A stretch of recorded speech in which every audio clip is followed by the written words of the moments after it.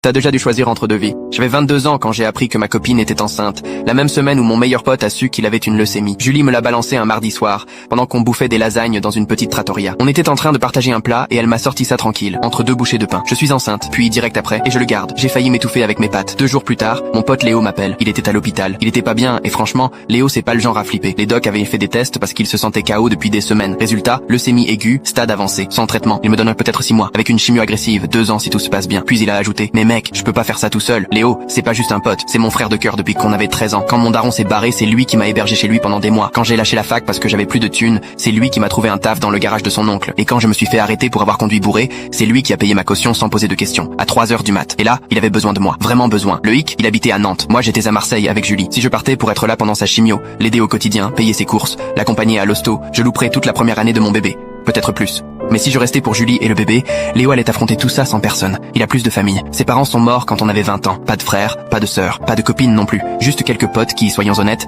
seraient vite partis quand ça commencerait à devenir lourd. Julie a pété un câble quand j'ai juste évoqué l'idée de partir. Tu vas vraiment m'abandonner? Elle a jeté ses vitamines prénatales à travers la cuisine. Ton pote ou ta famille? Décide maintenant. Mais c'était pas si simple. C'était Léo, le mec qui m'a appris à bricoler. Celui qui était resté toute la nuit à jouer à la console avec moi quand j'étais au fond du trou. Celui qui a conduit 7 heures d'affilée pour venir quand ma mère a fait un infarctus. J'ai passé 2 semaines à essayer de trouver un compromis. Des appels vidéo tous les jours, des allers-retours le week-end, même penser à embaucher une aide-soignante. Rien n'allait. Léo voulait pas de fric, il avait trop de fierté, et de toute façon, ses économies allaient y passer. Julie, elle, flippait à mort de devoir gérer une grossesse seule. Elle comprenait pas pourquoi je réfléchissais encore. Je devenais fou. J'ai perdu 7 kilos, je dormais plus, je faisais des crises d'angoisse au boulot.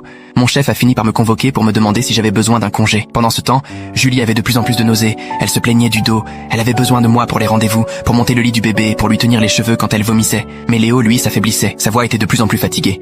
Il faisait des blagues sur ses futurs cheveux tombés, mais je sentais qu'il flippait. Et puis,